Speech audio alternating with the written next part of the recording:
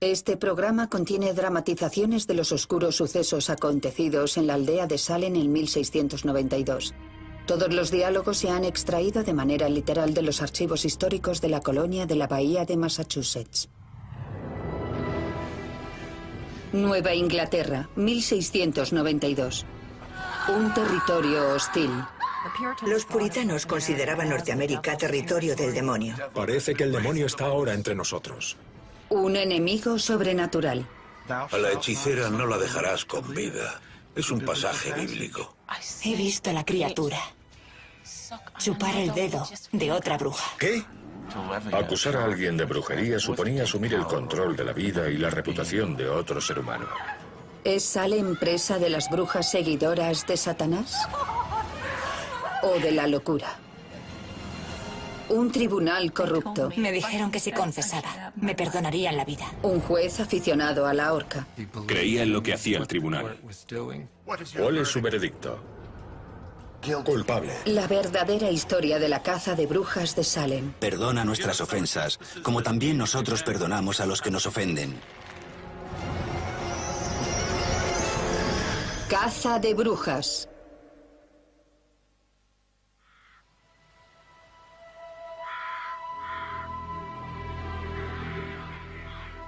El demonio llevaba durante muchos años tratando de destruir de muchas maneras el reino de nuestro Señor Jesús en esta tierra. Bruja. Pero ahora nos enfrentamos a algo mucho mayor.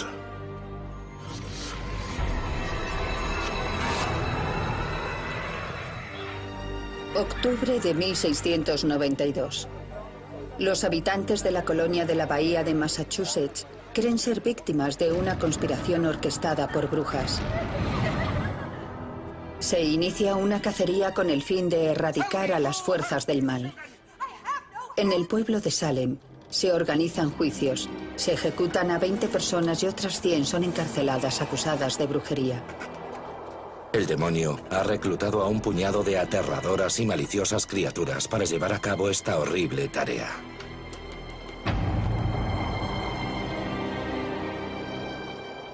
A sus 29 años, Cotton Mather ha sido requerido por el gobernador de la colonia para que deje constancia escrita de la crisis. Este relato de nuestra desgracia incluirá los hechos confesados por las brujas y el sufrimiento de otras personas.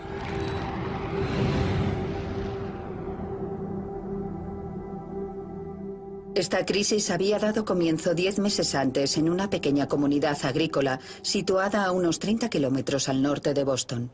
En la aldea de Salem impera la infelicidad.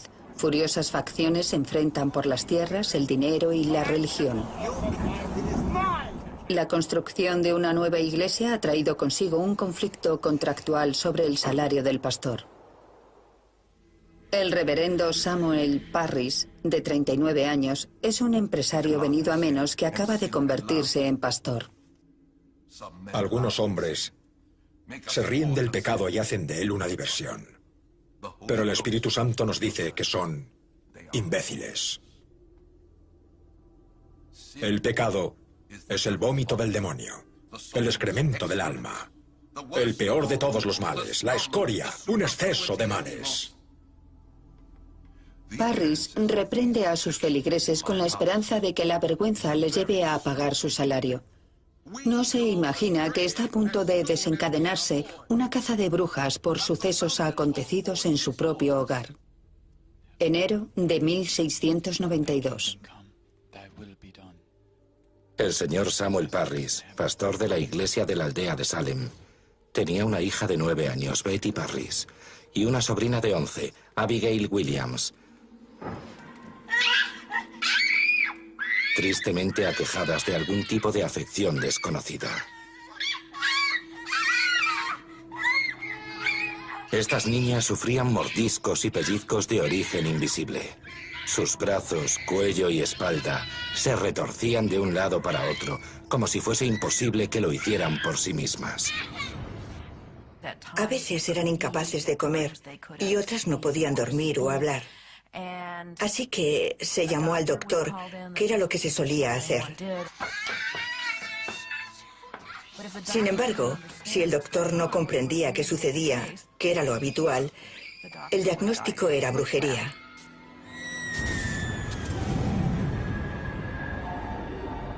La brujería es una realidad aceptada en la Nueva Inglaterra del siglo XVII. El mundo invisible, lleno de maliciosos espectros y brujas malévolas, es tan real para la mayoría de los puritanos como las rocas y los árboles. Las brujas eran unos seres repugnantes que deambulaban por ahí echando maldiciones y haciendo el mal. Si no me das lo que te pido, echo una maldición sobre tu ganado. Y puede que dentro de 2 semanas tu novilla esté muerta. Es una creencia omnipresente en aquella época. Venía recogida por el marco jurídico del derecho consuetudinario. Era un delito y también un pecado. El delito de brujería estaba penado con la muerte. Cotton Mather había escrito un libro de gran éxito sobre embrujos 3 años antes, el cual incluía el relato de 4 niños llamados Goodwin, quienes, según Mather, eran torturados por brujas invisibles. Los niños Goodwin acusaron a una mujer conocida como Goody Glover de ser la persona que los había embrujado. Goody Glover fue llevada a juicio. La mujer parecía ser irlandesa y afirmó hablar únicamente gaélico. Intentaron que recitara el Padre Nuestro. Cotton Mather afirma en su libro que, a pesar de las veces que se lo repitieron, no fue capaz de recitarlo con exactitud, lo que él consideraba indicio de que era una bruja. En aquella época se pensaba que las brujas no podían recitar con exactitud el Padre Nuestro.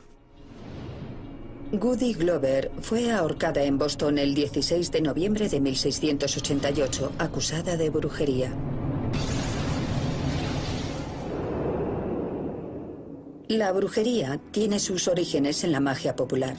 Desde tiempos prehistóricos ha habido quien ha creído que los hechizos podían mejorar la fertilidad de cosechas y animales, combatir enfermedades, mostrar el futuro o castigar a los enemigos. Uno de los primeros dioses paganos era mitad humano, mitad cabra. Los primeros cristianos añadieron las alas de un ángel caído para convertirlo en su imagen de Satanás. Este demonio de pezuñas partidas necesitaba criados que lo sirvieran, así que reclutó a brujas, aunque también a algunos brujos, a los que pedía que vendieran su alma eterna a cambio de placeres sexuales o favores terrenales. Este trato quedaba documentado en su libro, donde la bruja dejaba una marca con su sangre. En la última década del siglo XV, las iglesias y los gobiernos controlados por iglesias iniciaron en Europa una campaña organizada para destruir todo resquicio de paganismo. Se calcula que durante los siguientes 150 años, 50.000 personas murieron en la hoguera o en la horca. Sin embargo, para 1610, lo peor de las cazas de brujas europeas ya ha pasado. El mundo se adentra en una nueva era de gobiernos seculares y ciencia. Son tiempos de grandes cambios y no todo el mundo se muestra feliz al respecto, mucho menos los seguidores de un movimiento religioso extremadamente conservador, el puritanismo. Los puritanos fundaron la colonia de la Bahía de Massachusetts en 1628. La llamaron su ciudad resplandeciente sobre la colina, un asentamiento fronterizo gobernado bajo unos estrictos principios religiosos. El puritanismo era un movimiento religioso surgido en Inglaterra a principios del siglo XVII. Su objetivo era purificar la iglesia inglesa de los últimos resquicios del catolicismo. Esta purificación requería una interpretación muy estricta de la Biblia. La Biblia, tan crucial para el pensamiento puritano, es muy clara respecto al asunto de la brujería. A la hechicera no la dejarás con vida. Es un pasaje bíblico. Según la creencia, las brujas pueden enviar una forma invisible o espectro para atormentar a alguien sin ser vistas.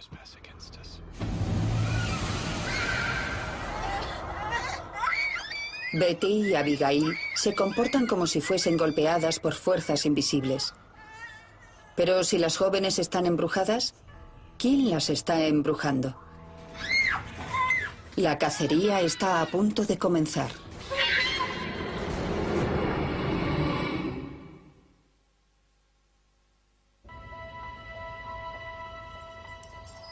Enero de 1692.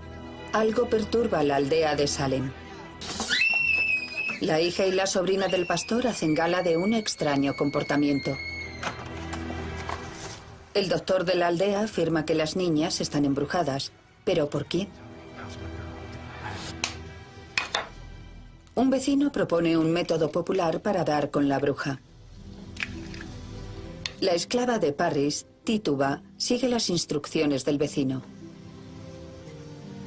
La criada india de Parris confesaría más adelante que a espaldas de su amo había cogido orina de algunas de las personas enfermas y tras mezclarla con harina había elaborado un pastel para averiguar quién era la bruja. Este pastel de brujas se daba a un perro, el cual, de acuerdo con la sabiduría popular, indicaba el camino hasta el culpable. Es evidente que esta práctica no proviene de la teología puritana, sino directamente de la cultura de la magia popular, algo que los puritanos estaban intentando erradicar. El reverendo Parris está indignado. Un feligrés ha recurrido al demonio en busca de ayuda contra el demonio. En consecuencia, parece que el demonio está ahora entre nosotros, y su ira es vehemente y terrible. El reverendo Parris ordena rezos y ayuno para contrarrestar la brujería. Pero el extraño comportamiento de las niñas no cesa, apareciendo y remitiendo de manera impredecible durante semanas. Más de 3 siglos después, nos resulta difícil creer que estos ataques fueran inducidos por brujas invisibles. Pero si no estaban embrujadas, ¿qué era lo que sucedía? No tengo una teoría sobre los primeros ataques registrados en la aldea de Salem. Lo que sí sabemos es que los ataques que sufrían las niñas de Parris eran muy similares a los ataques de los niños Goodwin y a los de otros niños de Inglaterra y Norteamérica criados en hogares católicos. En la sociedad occidental del siglo XVII, los niños no eran recipientes de afecto dentro de la familia, sino mano de obra y jóvenes pecadores a los que debía llevarse por el buen camino mediante la disciplina. Nos descarriamos tan pronto como nacemos. Y los niños inconscientes de sus deberes son hijos de Satanás, y a Satanás serán enviados a su fuego imperecedero, preparado para el demonio y sus ángeles. Podemos interpretarlo como niños con una gran preocupación por el destino final de sus almas. Este tipo de patrón no es algo habitual, pero tampoco es algo extraño.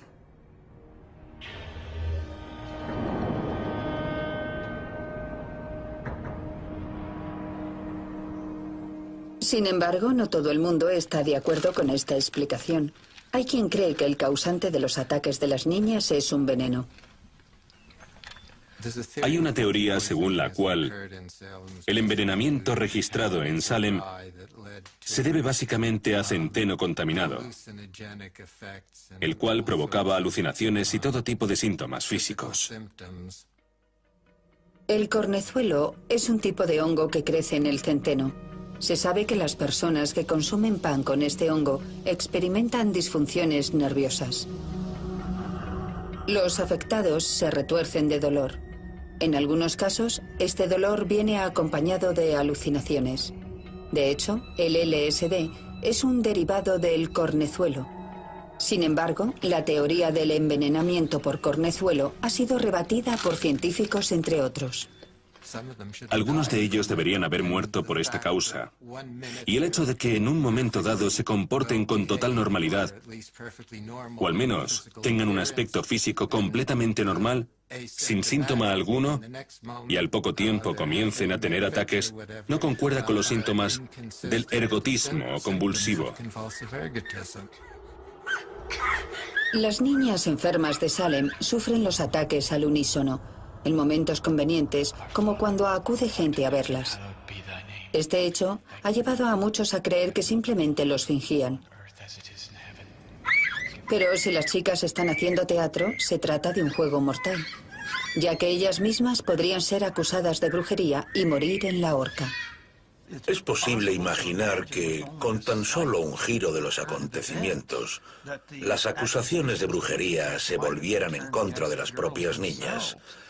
Si no les preguntaban quién era el culpable, y ellas comenzaban a dar nombres de la aldea, ellas mismas podrían haber sido consideradas sospechosas.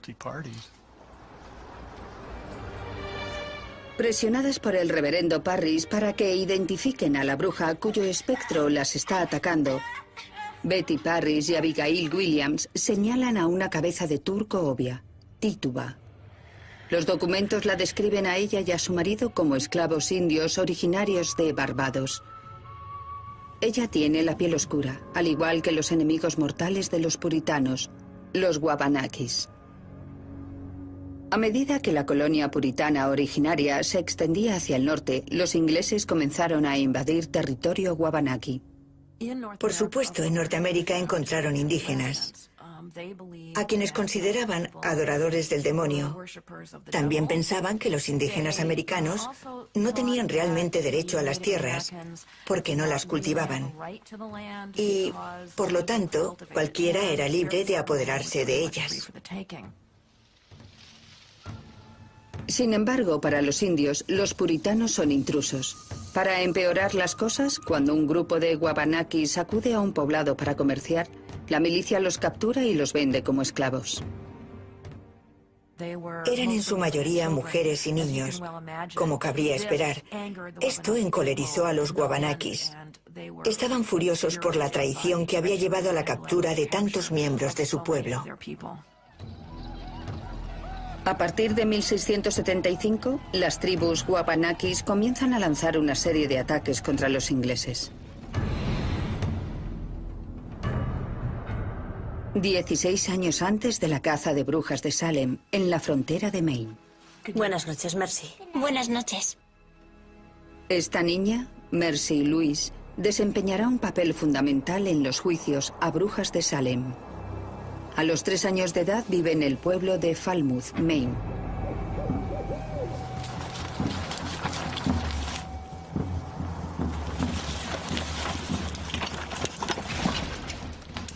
El ataque es rápido y brutal. 23 mujeres y niños son asesinados o capturados. También mueren 11 hombres. Los abuelos, las tías, los tíos y la mayoría de las primas de Mercy están entre las víctimas.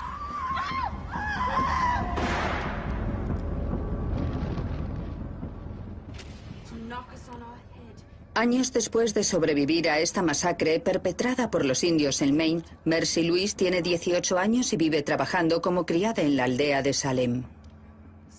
Algunos de mis familiares lucharon por su vida. Uno de ellos salió corriendo y le dispararon. Él suplicó por su vida, pero le golpearon en la cabeza y le abrieron las entrañas.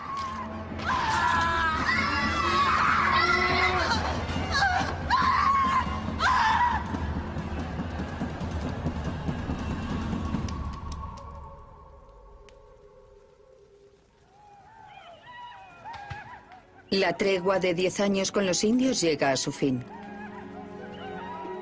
Las noticias son desalentadoras. El pueblo de York, en Maine, está en llamas y hay 50 muertos. Los Wabanakis han apresado a 100 personas. En enero de 1692, debía de hacer mucho frío en la aldea de Salem cuando llegaron las noticias de York sobre la incursión india. York no estaba muy lejos, por lo que debían de estar aterrorizados. Poco después de escuchar las noticias de los nuevos ataques indios, Mercy Louise comienza a sufrir ataques al igual que Betty y Abigail. Pronto se les une más gente. Mercy Louise trabaja para la familia Putnam. Ann Putnam, hija, de 12 años, La madre de Anne, de 30, y la prima de Anne, Mary Walcott, de 17, comienzan a actuar como si estuvieran embrujadas. Y este mal parece extenderse. La aldea de Salem es una comunidad muy pequeña en la que todas las afectadas debían de conocerse muy bien. Había niñas pequeñas, adolescentes, veinteañeras y algunas mujeres casadas que también estaban afectadas.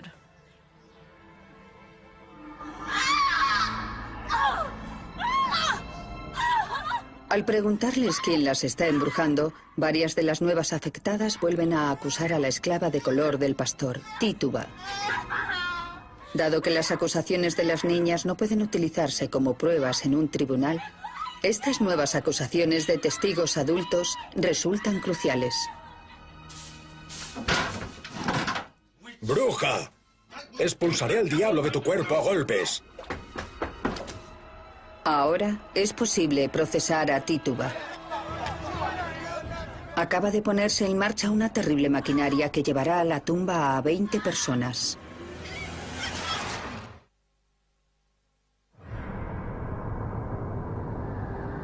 Marzo, aldea de Salem. 7 niñas y mujeres parecen poseídas por horrorosos ataques. Afirman estar embrujadas y señalan a la esclava india del reverendo Parris, Tituba, como la responsable. Se presentan quejas formales que convierten estas delirantes acusaciones en un proceso legal. Un proceso que se desarrolló en el salón de juntas de la aldea de Salem hace más de 210 años. En la aldea de Salem, a principios de marzo de 1692, los campos estaban congelados y no había nadie trabajando fuera, así que el lugar debía de estar repleto de gente. 2 magistrados del cercano pueblo de Salem, John Hawthorne y Jonathan Corwin, vienen a la aldea de Salem para dirigir un examen preliminar y comprobar si el juicio está justificado. Se pide a los acusadores que señalen a la bruja que los atormenta. Lo que acontece a continuación quedó registrado para la historia en las transcripciones oficiales. Tituba, ¿con qué espíritu maligno tienes relación? Con ninguno. ¿Por qué haces daño a estas pobres niñas? ¿Qué daño te han causado ellas a ti? Ellas no daño a mí. Yo ningún daño a ellas. ¿Por qué lo has hecho? No he hecho nada. No puede decir cuándo trabaja el demonio. ¿Qué? ¿Te ha dicho el demonio que las hace daño? No. No me dice nada. Hawthorne era un magistrado experimentado que obviamente había examinado a muchos acusados antes. Su objetivo era obtener una confesión de Tituba. Era crucial obtener confesiones. Para obtener una condena en un caso capital se necesitaban 2 testigos del propio acto, por lo que la manera más sencilla de obtener una condena era obtener una confesión. ¿Quién es con quien conversas? Con el demonio, que yo sepa. ¿Qué apariencia tiene cuando las hace daño? ¿Cómo es? ¿Qué forma adopta?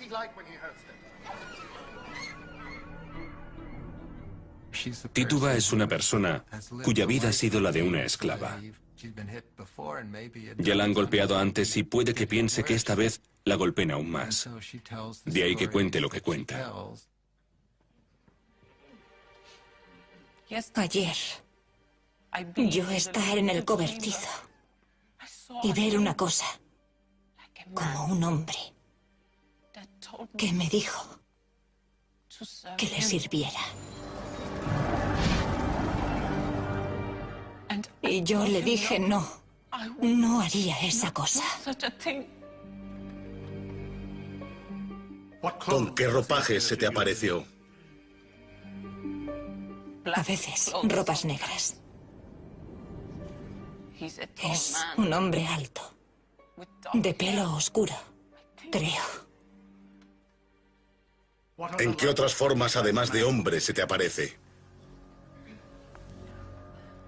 A veces como un puerco. A veces como un gran perro negro. ¿Qué ha dicho? ¿Un perro negro? ¿Qué? La morbosa imaginería de Tituba parece hechizar a las niñas enfermas. A veces como un puerco. A veces como un gran perro negro.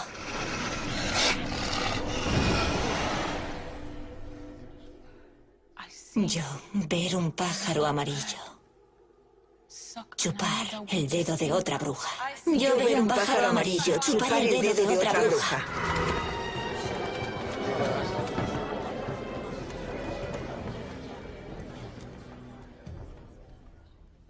El hecho de que la criada del pastor confesara ser una bruja debió de causar un gran impacto en la gente.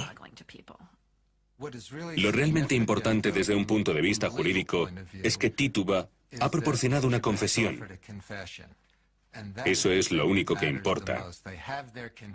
Ahora que tienen su confesión, la brujería es una realidad. Pero Tituba no solo se limita a confesar, también ofrece los nombres de sus compañeras brujas. ¿A quién más has visto? 4 mujeres han hecho algunas veces daño a las niñas. ¿Quiénes son?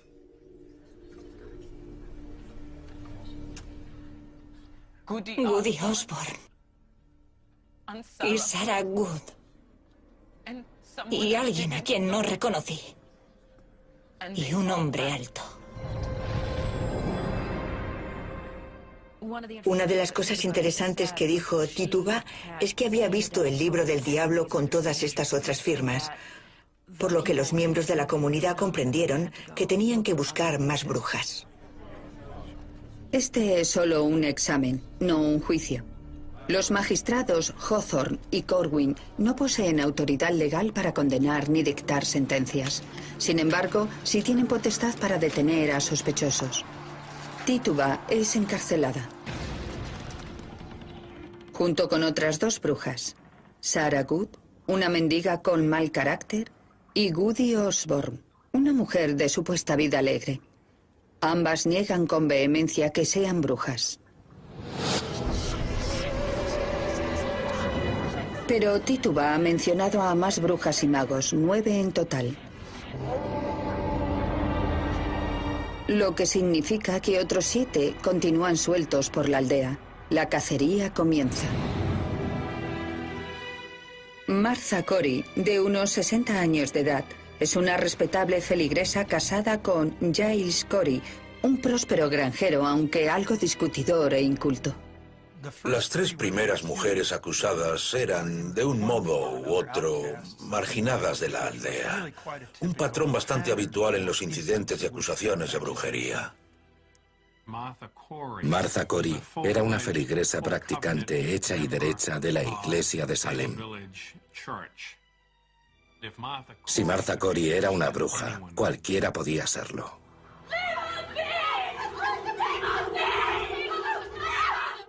Ann Putnamija y Mercy Lewis afirman que el espectro de Martha Corey las atormenta.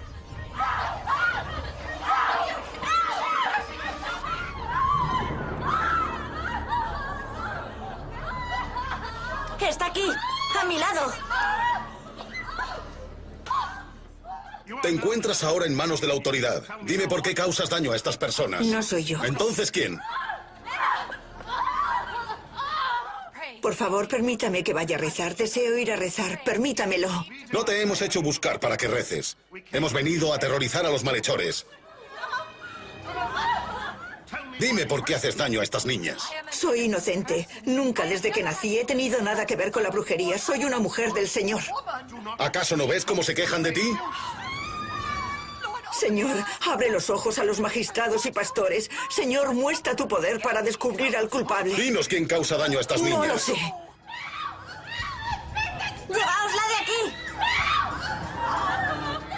En sus exámenes, Hawthorne se basa en lo que viene a denominarse como pruebas espectrales, una declaración de un testigo que ve al espectro de una bruja hacer cosas extrañas. Cuando firmabas en el libro del demonio, básicamente le dabas permiso para adoptar tu forma y atormentar a otros. Esa forma invisible se consideraba un espectro. ¡Mirad! Hay un hombre susurrándole al oído.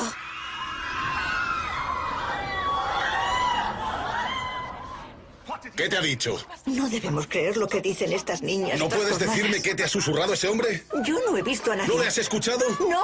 Si deseas obtener la misericordia de Dios, deberás hacerlo como Él manda, mediante la confesión. ¿Acaso no has oído las acusaciones de estas niñas enfermas? Te ordeno que dejes de morderte el labio. Mira lo que haces a estas niñas. ¿Qué mal puede haber en ello? No puedo abrir las manos. Detente, Gudicori, nos duele. Detenedla. Hay un pájaro amarillo chupándole el dedo. ¡Bruja! ¡Bruja! ¿Por qué permites que ese pájaro te chupe el dedo? Dime por qué les haces daño o quién se lo hace. No tengo nada que ver. Me vais a ahorcar de todos modos. ¿Qué puedo hacer? Detenedla. Detenedla. Cuanto más protesta, mayor es el enredo en el que se ve envuelta. No hay modo de salir de esta locura.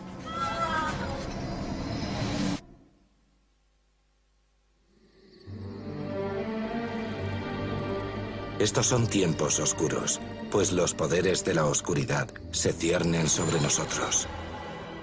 Sí, una noche negra, sin lugar a dudas. Ahora los perros del infierno deambulan entre nosotros. ¿Debían los mismísimos demonios ser expulsados de su propia guarida para perturbar nuestra paz? Aldea de Salem, abril de 1692. La locura se ha apoderado de la aldea.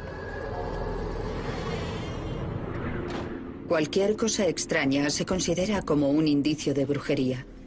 Historias disparatadas se aceptan como pruebas en juicios.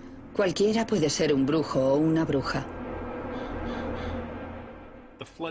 La caja de Pandora se destapó en abril y mayo, de tal modo que hubo cada vez más personas acusadas, no solo de la aldea de Salem, sino también del pueblo y de las comunidades vecinas. La situación degeneró rápidamente.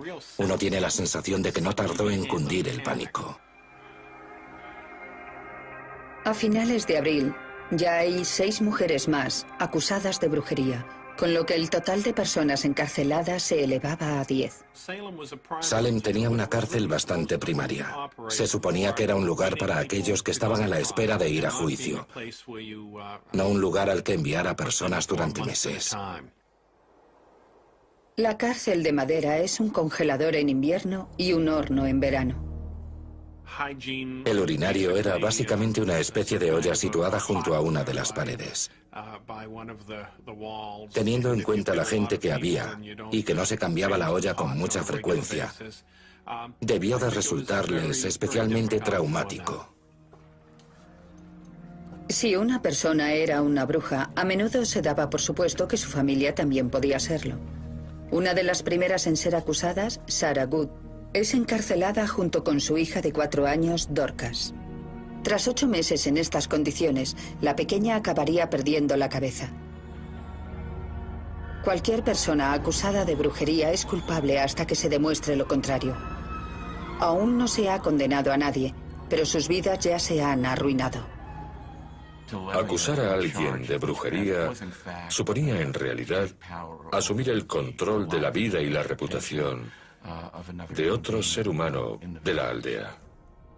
Las acusadas de brujería eran interrogadas mientras estaban encarceladas. También se las desnudaba para que los investigadores pudieran hallar reveladoras marcas de las llamadas tetillas de bruja.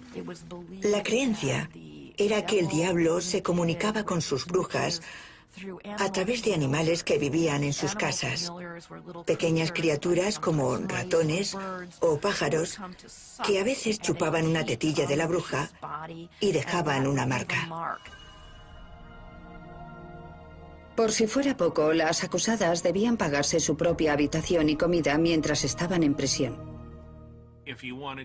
Si querías comida o bebida, el carcelero te las daba, pero tenías que pagar por ello.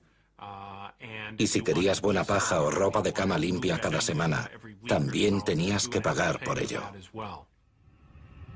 La caza de brujas reportaba grandes cantidades de dinero y gran parte de dicho dinero iba a parar al sheriff George Corwin, sobrino de uno de los magistrados. El sheriff Corwin era familiar del magistrado Corwin y de otras personas presentes durante los juicios. Hay algo incestuoso en todo esto. No es posible que las autoridades no fuesen conscientes de lo que hacía el sheriff Corwin. Resulta inverosímil. El sheriff George Corwin confisca muchas de las propiedades de las acusadas de brujería. A medida que arrestaban y se llevaban a algunos de los acusados, Corwin acudía a sus casas y se apropiaba de sus pertenencias.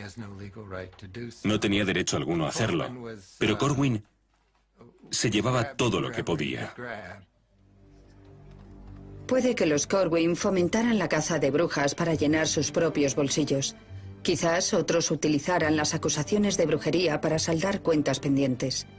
En la aldea de Salem no escaseaban las viejas rencillas. Los habitantes de la Nueva Inglaterra del siglo XVII eran muy aficionados a llevarse entre sí a los tribunales y a demandarse, y creo que existe una motivación histórica. Algo cierto de la cultura popular inglesa es que era bastante violenta. A la gente le gustaba golpearse, había mucha violencia física, y una de las cosas que intentaron purgar en su comunidad modélica fue dicha violencia física. Así que, en lugar de pegarse entre sí, los puritanos animaban a la gente a demandarse. En la aldea de Salem, un apellido aparece como demandante en muchos de los pleitos. Putnam. Thomas Putnam, hijo, de 40 años. Thomas y su mujer Ann son devotos practicantes y fervientes seguidores del pastor Samuel Parris. Samuel Parris contaba con importantes opositores en la aldea de Salem, pero también con poderosos seguidores. De estos últimos, uno de los más poderosos era un gran clan llamado los Putnam, que acabaría prácticamente por dominar la política de la aldea durante muchos años. Thomas y la mayoría de los miembros del clan apoyaban la idea de que la aldea de Salem tuviera su propia iglesia. Muchos otros preferían caminar 8 kilómetros hasta la iglesia del pueblo, en lugar de pagar el doble de impuestos por tener una cerca. Durante años, este asunto dividiría a la aldea de Salem en dos furiosas facciones. Existe una clara continuidad entre las viejas líneas entre facciones y el patrón del comienzo de las acusaciones de brujería en 1692. Se trata de una sorprendente correlación. Thomas Putnam y las mujeres de su familia, su hija, su mujer, su sobrina y su criada Mercy Louise, son responsables de 181 acusaciones de brujería. El hermano de Thomas, Edward, participa en 13 casos. El cuñado de Thomas, Jonathan Walcott, en otras 7 cacerías de brujas. Aquellos que han perjudicado en algún momento al clan Putnam son denunciados acusados de brujería, como George Burroughs. El reverendo George Burroughs, de 42 años de edad, es un ingenioso licenciado de Harvard con 3 matrimonios a sus espaldas que ocupó el puesto de Samuel Parris como pastor de la aldea 10 años antes, de 1680 a 1683. El periodo de ministerio de George Burroughs en la aldea fue muy convulso. Los aldeanos comenzaron a retener su salario, que era la táctica habitual cuando se enemistaban con sus pastores. Eso significaba a su vez que Burroughs no podía pagar sus propias deudas. Burroughs había tomado prestado dinero de un Putnam. Cuando no pudo devolverlo, Burroughs fue arrestado. Sin embargo, durante el juicio alegó con éxito que no podía pagar las deudas hasta que el pueblo le pagara su salario. Aunque la deuda quedó finalmente saldada, los Putnam nunca olvidaron esta humillación ante el tribunal. Cuando comenzó la caza de brujas en 1692, Burroughs trabajaba como pastor en los remotos asentamientos fronterizos de Maine. Había sobrevivido a los brutales ataques indios que habían matado a muchos de los familiares de Mercy Louise, pero no consiguió sobrevivir a los vengativos Putnam de la aldea de Salem. En la tarde del 20 de abril de 1692, Ann Putnam, hija, afirma que el espectro invisible de George Burroughs viene y habla con ella. Declaró que Burroughs le había confesado no solo que era el líder de las brujas y que había matado a sus 2 primeras esposas, sino también que había matado a la esposa y a la hija de su predecesor. Y, lo que es más importante, que había embrujado a los soldados que combatían contra los indios en la frontera de Maine.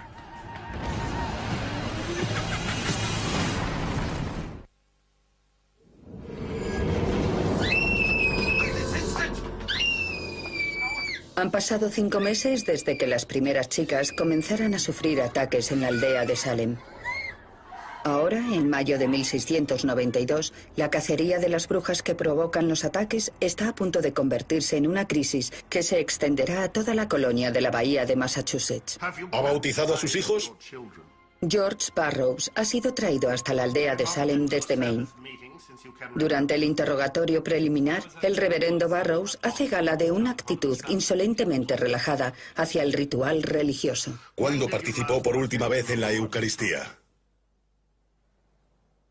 Hace tanto que no podría decirlo. ¿No puede recordar la última vez que asistió a una ceremonia dominical? Estuve en una reunión en Boston, parte de un domingo, y en otra en Charlestown. El sacramento se celebró en ambas ocasiones, pero no tomé parte en ninguna de las dos. ¿Está su casa de la bahía de Casco, como algunos afirman, encantada y llena de sapos? Encantada no. Pero sí que hay sapos en verano. Pregúntale si ha oficiado algún bautismo. La detención de George Burroughs capta la atención de toda la colonia. Cotton Mather y otros clérigos están especialmente preocupados. Ya conocen a George Burroughs, un pastor renegado que nunca ha sido ordenado de manera formal por la Iglesia puritana. Para ser ordenado como pastor, debías poseer una congregación organizada formalmente de feligreses. Burroughs nunca consiguió tener una congregación organizada. Para Cotton Mather, Burroughs representa todo lo negativo de una colonia que se desvía de su propósito religioso original. Muchos de los colonos de Falmouth, Maine, llevaban una vida demasiado pagana, sin ninguna religión instituida. Los magistrados tienen el poder legal de interrogar a Burroughs, pero no de condenarle o ahorcarle. Las cárceles locales están abarrotadas de acusados de brujería en espera de juicio. El 27 de mayo, el gobernador ordena que se convoque un tribunal especial en el pueblo de Salem. El jurado estará compuesto por hombres de todo el condado y el tribunal por distinguidos jueces. Ninguno de los jueces contaba con formación en materia jurídica.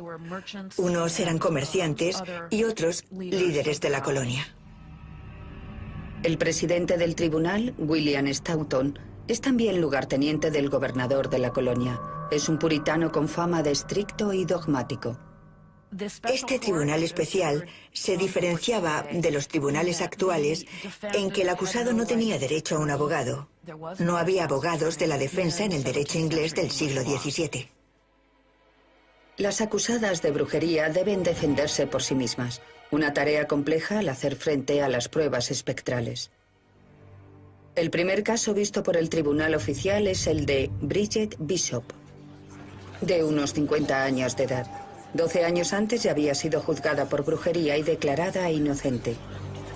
Pero esta vez, las reglas parecen ser diferentes. Uno de los testigos contra Bridget Bishop era un hombre de 32 años llamado John Lauder, que afirmaba que unos años antes, Bridget Bishop había entrado sigilosamente de noche en su cuarto. A altas horas de la madrugada sentí un fuerte peso sobre el pecho y al despertarme pude ver, iluminada por la luz de la luna, a Bridget Bishop o a alguien con su mismo aspecto sentada en mi estómago.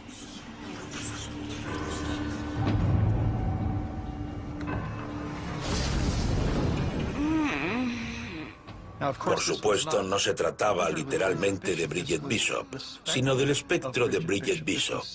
Era Satanás que había adoptado su forma. Y no reuní la fuerza necesaria para resistirme o zafarme. Los acusadores de Bridget Bishop no solo estaban en el estrado de testigos. Mirad, tengo alfileres en la mano. El juicio se ve interrumpido por personas que afirman que Bridget Bishop las está atormentando. Estas personas dominan por completo todo lo que acontece dentro de la sala. Resulta muy interesante porque un abogado de la defensa no dudaría en detener todo el proceso de inmediato y solicitar la expulsión de la sala de las niñas, ya que su presencia resultaba demasiado perjudicial.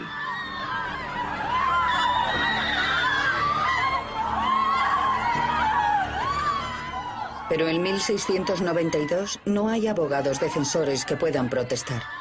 Sus dolencias son necesarias como pruebas para ahorcar a las brujas.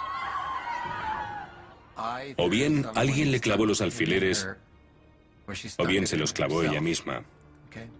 No puedo pensar en otra alternativa, así que sospecho que se trata de un fraude.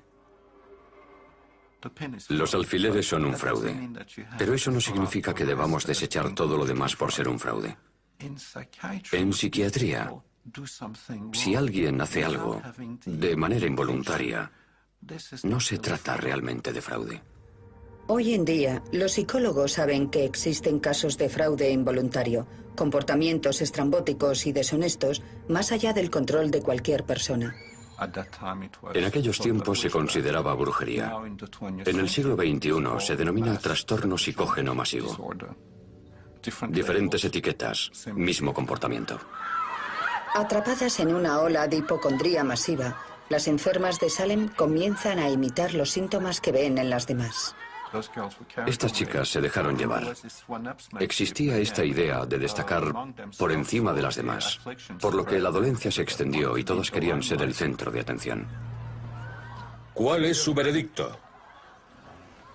Nosotros, el jurado, hallamos a la acusada culpable. Culpable, ha sido culpable.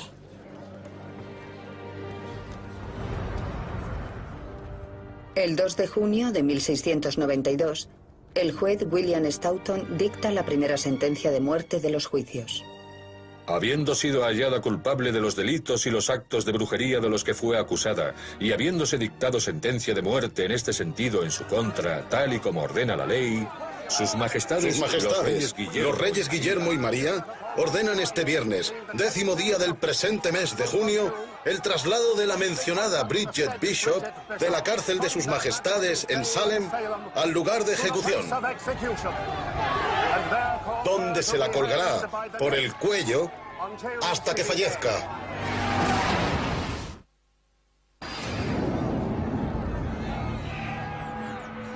El 10 de junio de 1692, Bridget Bishop se convierte en la primera bruja ahorcada en la aldea de Salem. ¡Colgad a la bruja! ¡Colgadla! ¡Colgadla!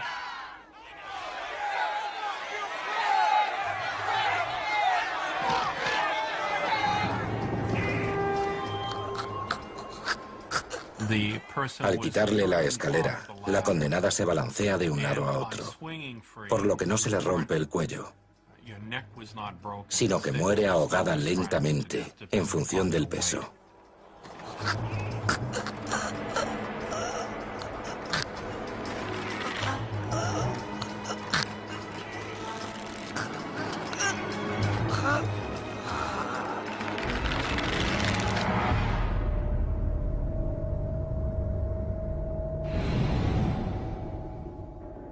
Indignado por el ahorcamiento, uno de los jueces renuncia en señal de protesta.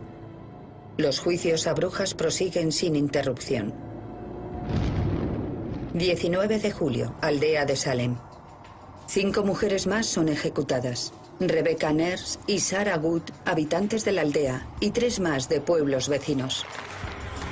Son ahorcadas porque se niegan a confesar y a acusar así a otras mujeres. Ha hecho acto de aparición un extraño patrón. Aquellas mujeres que, como Tituba, confiesan sus actos de brujería y dan el nombre de otras brujas, no son condenadas. Querían más confesiones. por lo que ofrecían a los acusados un trato implícito. Si confiesas, no te ejecutamos. Pero no todo el mundo está dispuesto a aceptar ese trato de autoinculpación.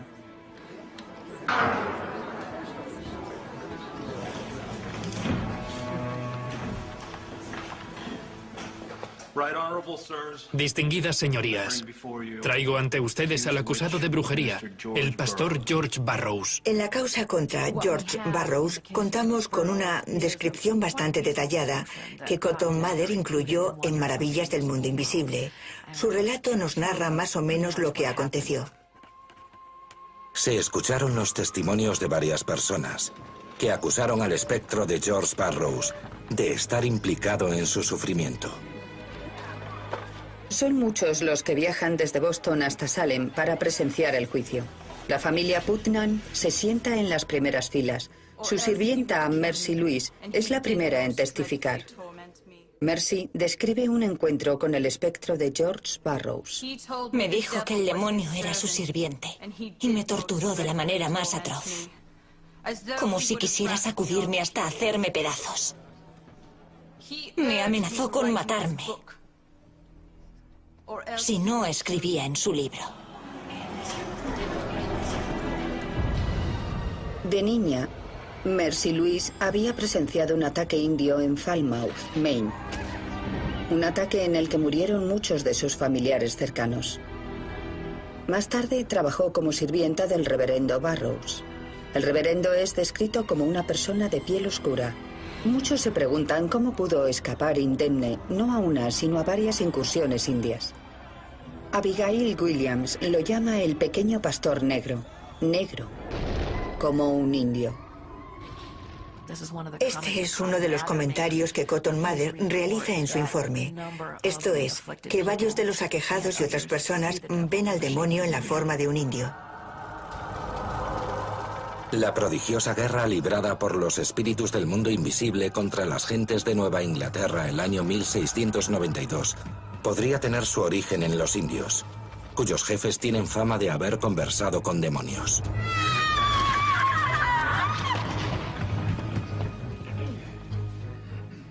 George Burroughs, ¿tienes algo que alegar en tu defensa?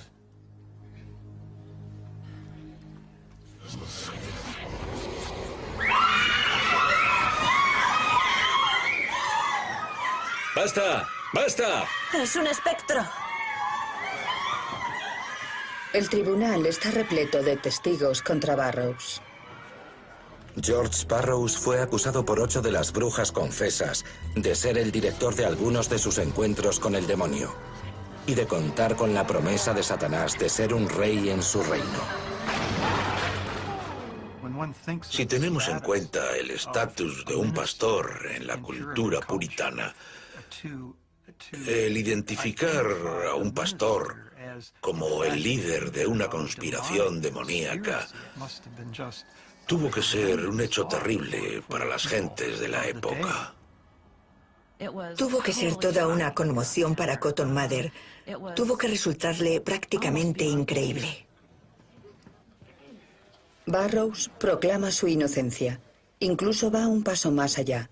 Osa desafiar la mera existencia de espectros malignos. Mantengo que no existen, ni han existido brujas que hayan firmado un pacto con el diablo y puedan enviar a un demonio para atormentar a otras personas desde la distancia. El abierto desafío de Burroughs a la teología puritana es blasfemo. Nosotros, el jurado, hallamos al acusado culpable. Culpable, culpable, culpable. 19 de agosto, día de la ejecución de George Burroughs. El pastor Cotton Mather realiza el largo viaje desde Boston para presenciar el ahorcamiento.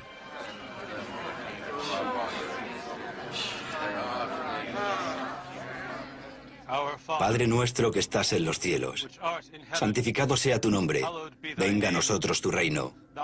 Hágase tu voluntad así en la tierra como en el cielo. Con la soga alrededor del cuello, Burroughs comienza a recitar el Padre Nuestro. El propio Cotton Mather ha escrito que esto es algo que las brujas no son capaces de hacer. El pan nuestro de cada día, dánosle hoy. Y perdona nuestras ofensas, así como nosotros perdonamos a los que nos ofenden. No nos dejes caer en la tentación, y líbranos del mal. Amén. Imagine el aplomo necesario para, estando literalmente frente a la muerte, recordar el Padre Nuestro. Yo no creo que hubiese sido capaz en esas circunstancias.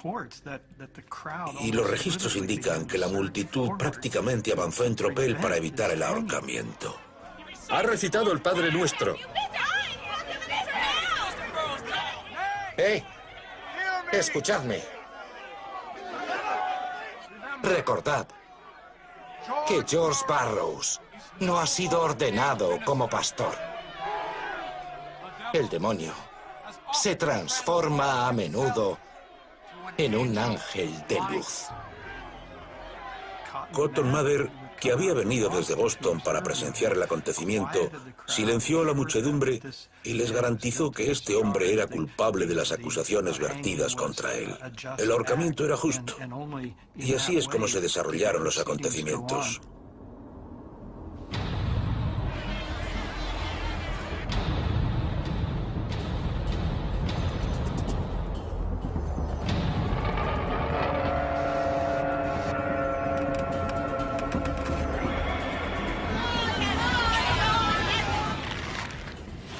El cuerpo de Burroughs se balancea mientras el reverendo se ahoga lentamente hasta morir. La aprobación pública del ahorcamiento realizada por Cotton Mather tendrá consecuencias mortales. Sirve de anuncio del capítulo más sangriento de la caza de brujas, las ejecuciones de septiembre.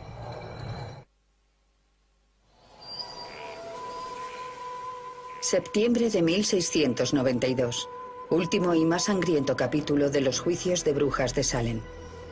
Para finales de mes, 9 personas más habrán muerto ahorcadas o de manera más brutal. Giles Corey, esposo de la acusada de brujería Martha Corey, se ve ahora él mismo acusado. Sin embargo, cuando Giles es procesado, este se niega a seguir el juego. Dado que este tribunal había declarado a todos los procesados culpables, él decidió que, una vez que negara la acusación, dejaría de cooperar. Fue una protesta exquisita por su parte. Giles no tomará parte en esta locura, por lo que se convertirá en su víctima. Intentaron forzarle físicamente a que suplicara. Lo hicieron tumbándolo en el suelo y apilando sobre su pecho un montón de piedras. Continuaron colocando piedras y esperando. Fueron necesarios 2 días. Cuando le preguntaron si estaba dispuesto a suplicar, dicen que respondió, más peso.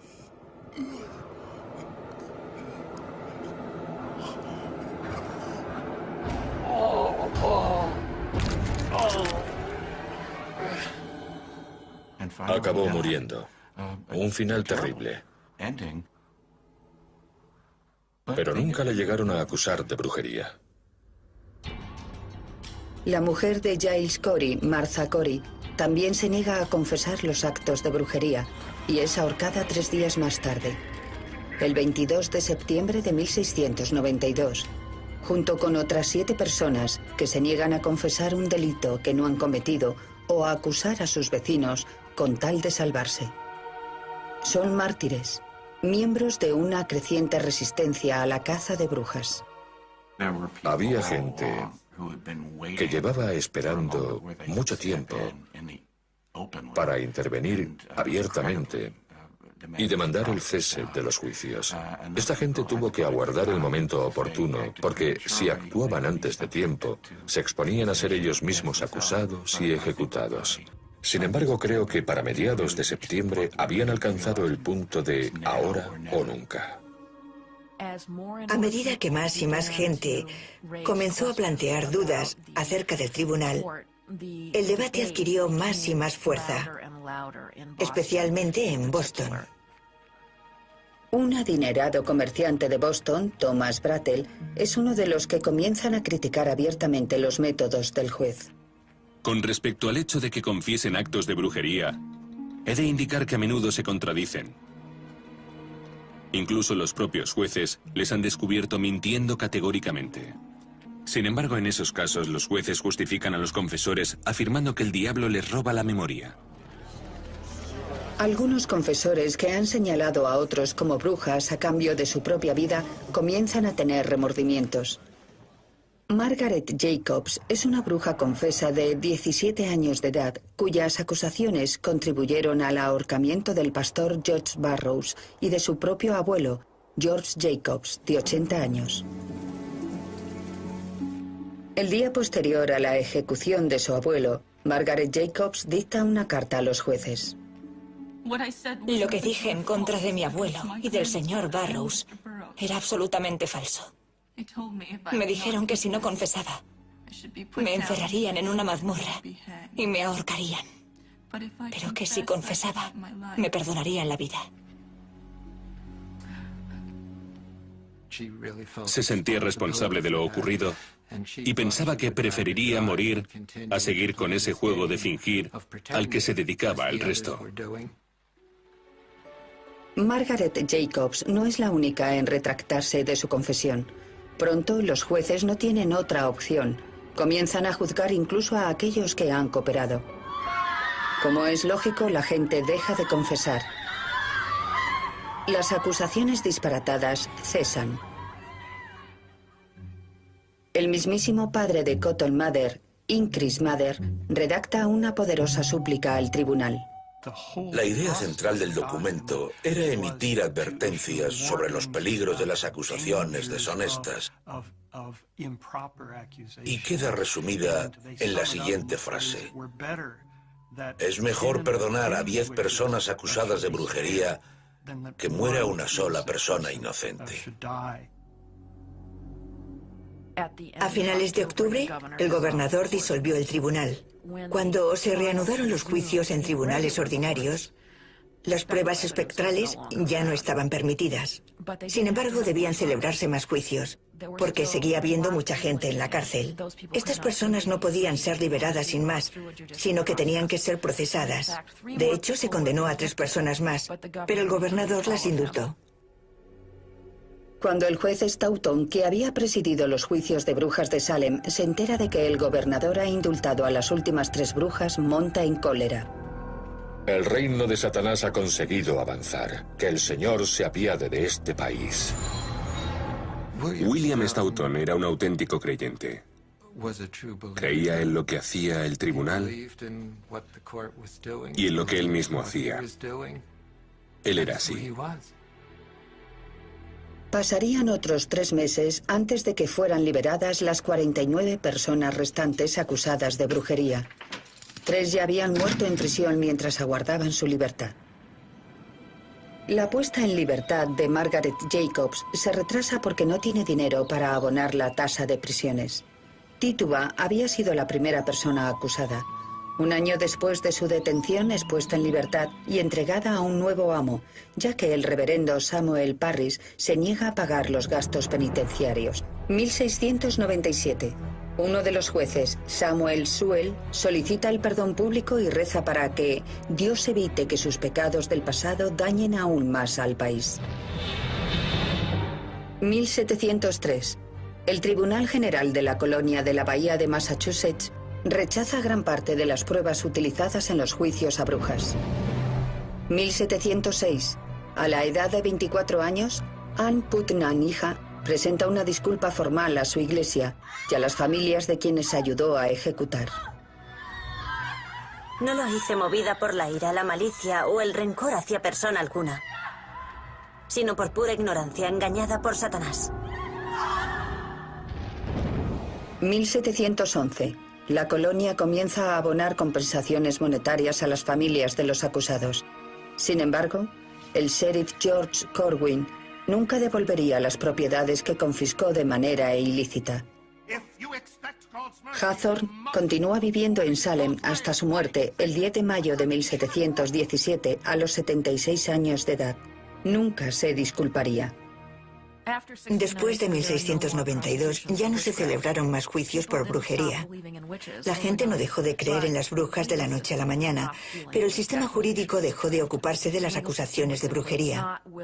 El sistema jurídico ya no estaba dispuesto a involucrarse en las creencias populares de personas que pensaban que sus vecinas eran brujas. Creo que fue devastador desde un punto de vista psicológico. Habían muerto demasiadas personas.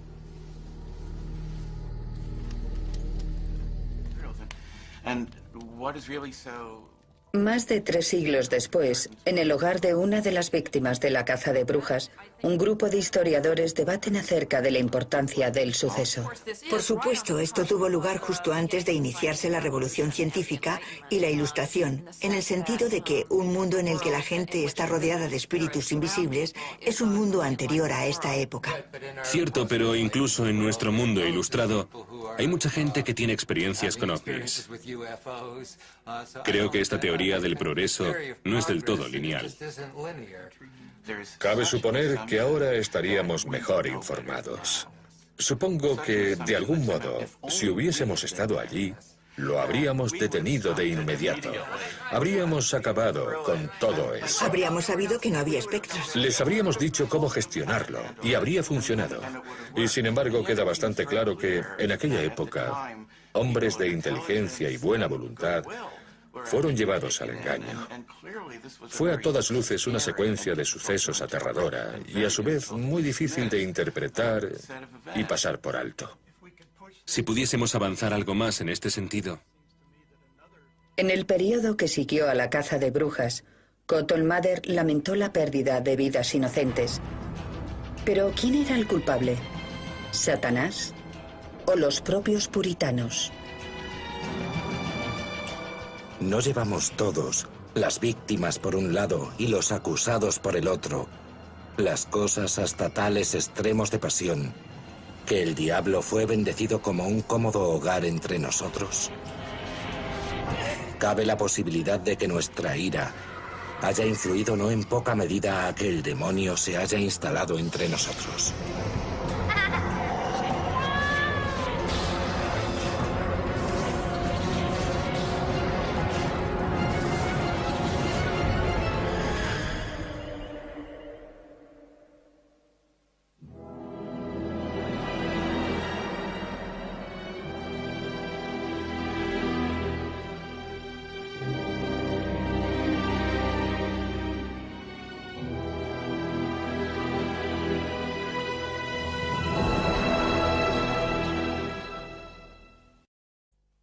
Este programa contiene dramatizaciones de los oscuros sucesos acontecidos en la aldea de Salem en 1692.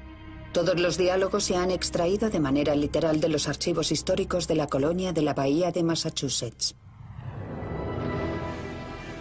Nueva Inglaterra, 1692. Un territorio hostil. Los puritanos consideraban Norteamérica territorio del demonio. Parece que el demonio está ahora entre nosotros. Un enemigo sobrenatural. A la hechicera no la dejarás con vida. Es un pasaje bíblico.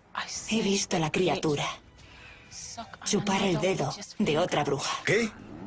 Acusar a alguien de brujería suponía asumir el control de la vida y la reputación de otro ser humano. ¿Es Salem presa de las brujas seguidoras de Satanás? ¿O de la locura? Un tribunal corrupto. Me dijeron que si confesaba, me perdonarían la vida. Un juez aficionado a la horca. Creía en lo que hacía el tribunal. ¿Cuál es su veredicto? Culpable. La verdadera historia de la caza de brujas de Salem. Perdona nuestras ofensas, como también nosotros perdonamos a los que nos ofenden. Caza de brujas.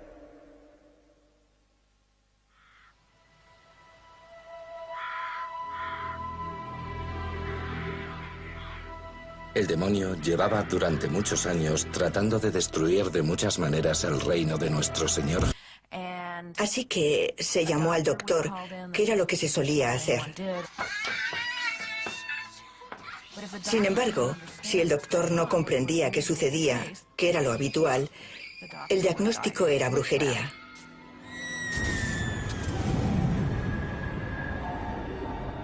La brujería es una realidad aceptada en la Nueva Inglaterra del siglo XVII. El mundo invisible, lleno de maliciosos espectros y brujas malévolas, es tan real para la mayoría de los puritanos como las rocas y los árboles. Las brujas eran unos seres repugnantes que deambulaban por ahí echando maldiciones y haciendo el mal. Si no me das lo que te pido, echo una maldición sobre tu ganado. Y puede que dentro de 2 semanas tu novilla esté muerta. Es una creencia omnipresente en aquella época. Venía recogida por el marco jurídico del derecho consuetudinario. Era un delito y también un pecado. El delito de brujería estaba penado con la muerte. Cotton Mather había escrito un libro de gran éxito sobre embrujos 3 años antes, el cual incluía el relato de 4 niños llamados Goodwin, quienes, según Mather, eran torturados por brujas invisibles. Los niños Goodwin acusaron a una mujer conocida como Goody Glover de ser la persona que los había embrujado. Goody Glover fue llevada a juicio. La mujer parecía ser irlandesa y afirmó hablar únicamente gaélico. Intentaron que recitara el Padre Nuestro. Cotton Mather afirma en su libro que, a pesar de las veces que se lo repitieron, no fue capaz de recitarlo con exactitud, lo que él consideraba indicio de que era una bruja. En aquella época se pensaba que las brujas no podían recitar con exactitud el Padre Nuestro. Goody Glover fue ahorcada en Boston el 16 de noviembre de 1688, acusada de brujería. La brujería tiene sus orígenes en la magia popular. Desde tiempos prehistóricos ha habido quien ha creído que los hechizos podían mejorar la fertilidad de cosechas y animales, combatir enfermedades, mostrar el futuro o castigar a los enemigos. Uno de los primeros dioses paganos era mitad humano, mitad cabra. Los primeros cristianos añadieron las alas de un ángel caído para convertirlo en su imagen de Satanás.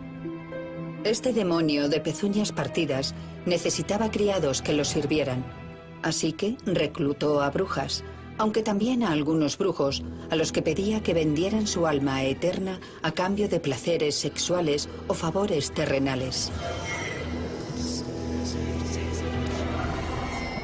Este trato quedaba documentado en su libro, donde la bruja dejaba una marca con su sangre. La Iglesia ha traído consigo un conflicto contractual sobre el salario del pastor. El reverendo Samuel Parris, de 39 años, es un empresario venido a menos que acaba de convertirse en pastor. Algunos hombres se ríen del pecado y hacen de él una diversión. Pero el Espíritu Santo nos dice que son imbéciles. El pecado es el vómito del demonio, el excremento del alma, el peor de todos los males, la escoria, un exceso de males. Parris reprende a sus feligreses con la esperanza de que la vergüenza les lleve a pagar su salario. No se imagina que está a punto de desencadenarse una caza de brujas por sucesos acontecidos en su propio hogar. Enero de 1692. El señor Samuel Parris, pastor de la iglesia de la aldea de Salem, tenía una hija de 9 años, Betty Parris, y una sobrina de 11, Abigail Williams, tristemente aquejadas de algún tipo de afección desconocida. Estas niñas sufrían mordiscos y pellizcos de origen invisible. Sus brazos, cuello y espalda se retorcían de un lado para otro, como si fuese imposible que lo hicieran por sí mismas. A veces eran incapaces de comer y otras no podían dormir o hablar. Jesús en esta tierra. Bruja. Pero ahora nos enfrentamos a algo mucho mayor.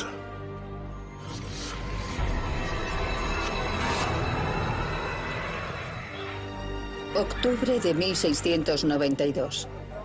Los habitantes de la colonia de la Bahía de Massachusetts creen ser víctimas de una conspiración orquestada por brujas. Se inicia una cacería con el fin de erradicar a las fuerzas del mal. En el pueblo de Salem se organizan juicios, se ejecutan a 20 personas y otras 100 son encarceladas acusadas de brujería. El demonio ha reclutado a un puñado de aterradoras y maliciosas criaturas para llevar a cabo esta horrible tarea.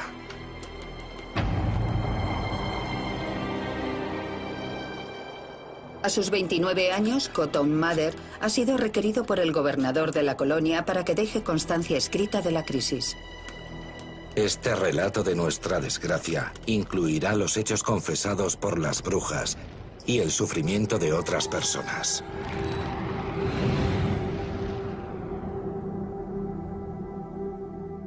Esta crisis había dado comienzo 10 meses antes en una pequeña comunidad agrícola situada a unos 30 kilómetros al norte de Boston. En la aldea de Salem impera la infelicidad. Furiosas facciones se enfrentan por las tierras, el dinero y la religión. La construcción de una nueva